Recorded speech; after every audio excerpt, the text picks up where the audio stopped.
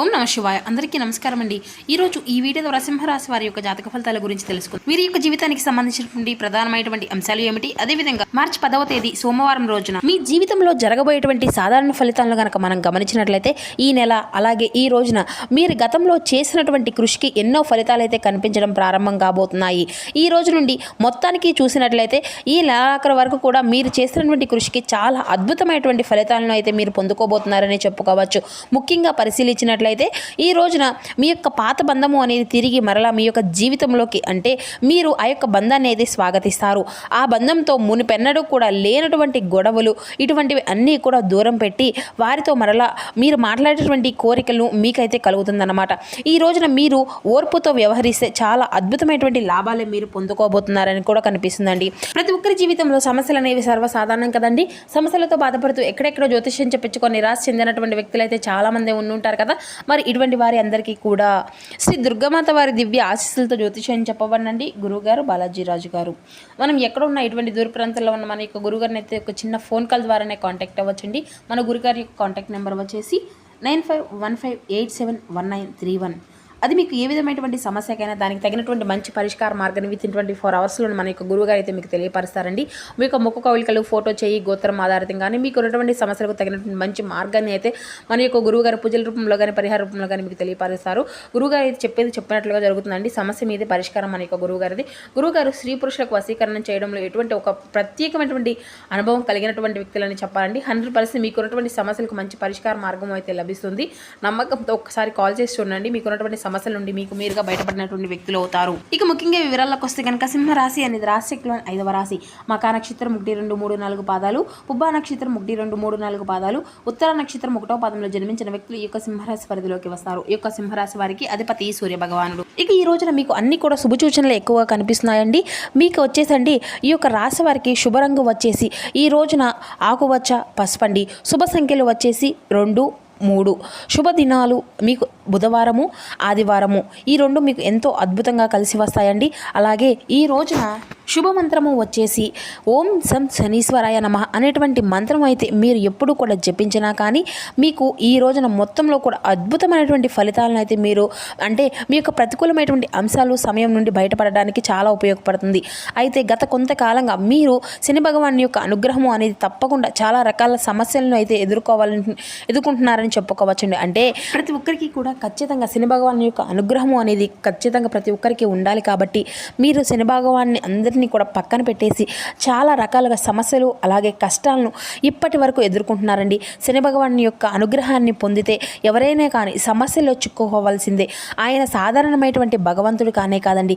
కాబట్టి ఆయన మంచి చెడులకు చెడు ఈ యొక్క విధంగా అంటే వ్యవహరిస్తాడని చెప్పాలి. కాబట్టి మనం ఏ తప్పు చేసినా ఏ ఒప్పు చేసినా దానికి తగిన విధంగా ఫలితాలు అయితే మనం అందుకునే తీరాలండి.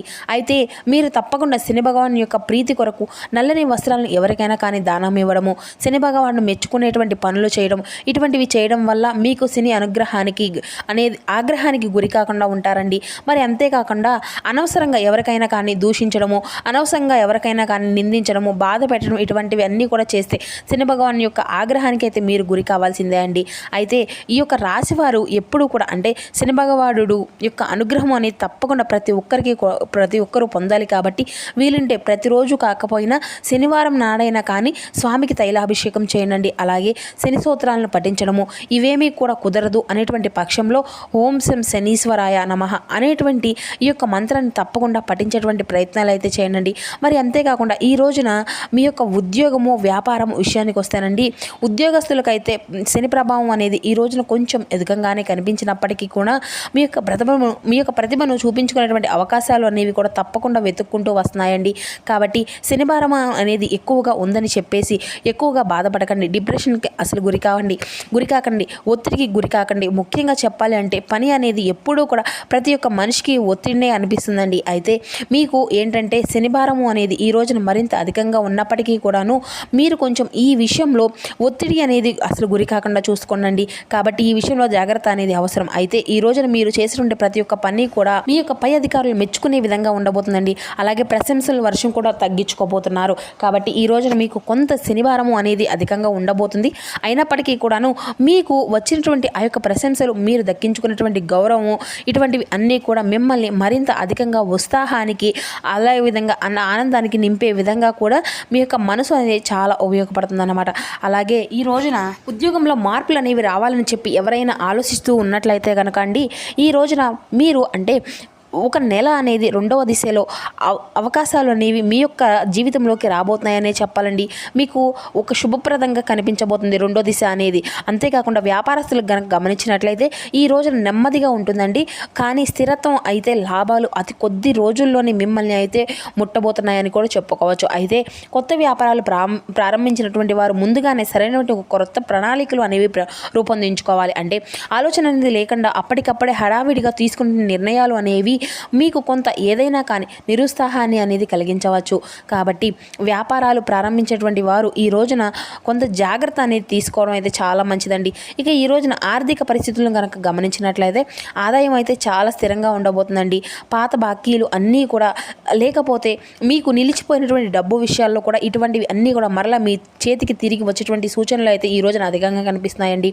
అనవసరంగా లేనటువంటి ఖర్చులు అనేవి పెరగకుండా కొంచెం జాగ్రత్త అనేది వహించండి. అంటే మనకు అవసరం లేనటువంటి వస్తువులు కావచ్చు, లేదంటే అవసరం లేనటువంటి ఏదైనా కానీ మనం ఖర్చు పెట్టేటప్పుడు కొంచెం జాగ్రత్త అనేది అవసరము అని అర్థమండి.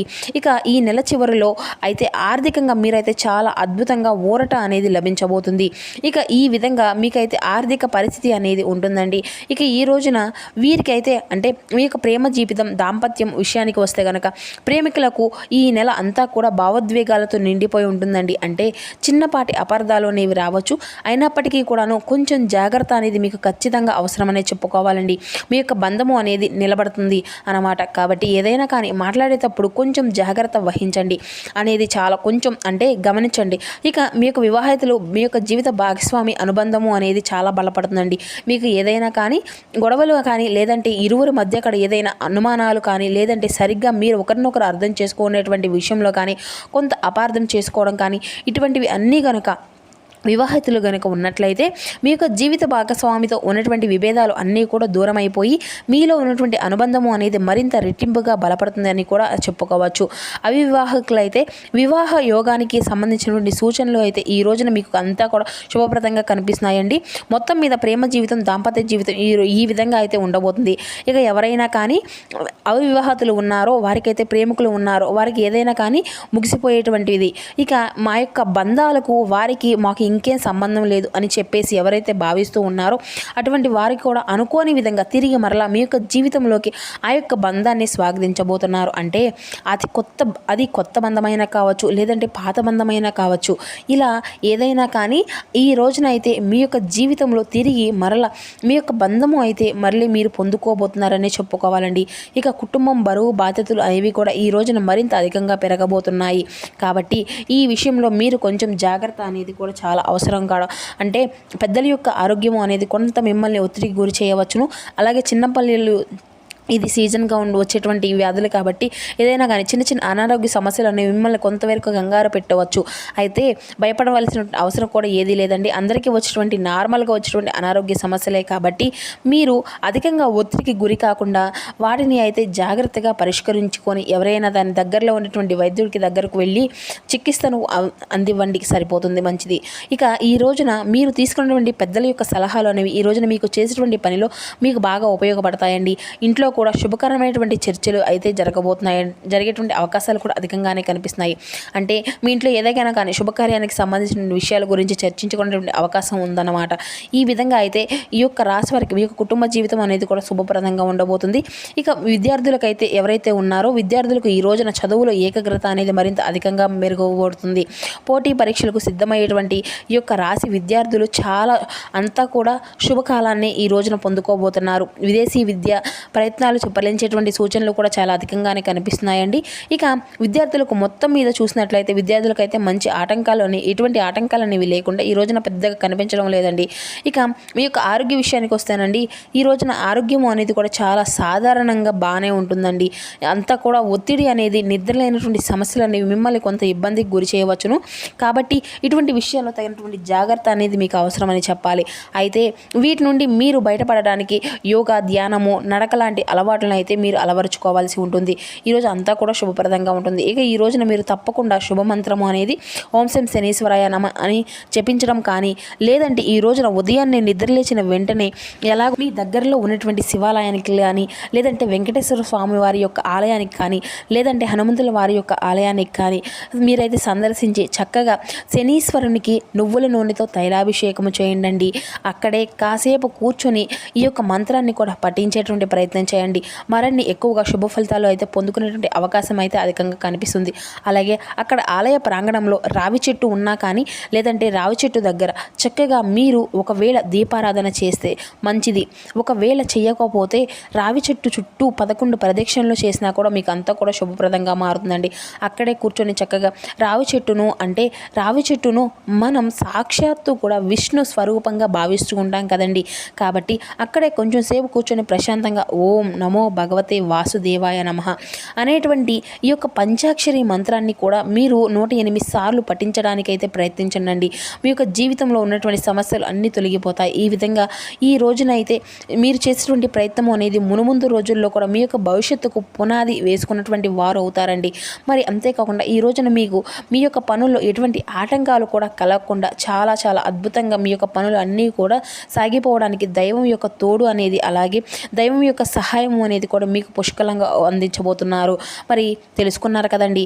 ఈ యొక్క సింహరాశి వారికి రేపటి రోజున మీ యొక్క జాతక ఫలితాలు అనేవి ఏ విధంగా ఉండబోతున్నాయి, మీరు ఏం చేయాలి ఏం చేయకూడదు, ఈ విషయాలు అన్నీ కూడా ఈ వీడియో ద్వారా మీకు పూర్తిగా క్లుప్తంగా అర్థమయ్యాయి అనుకుంటున్నానండి.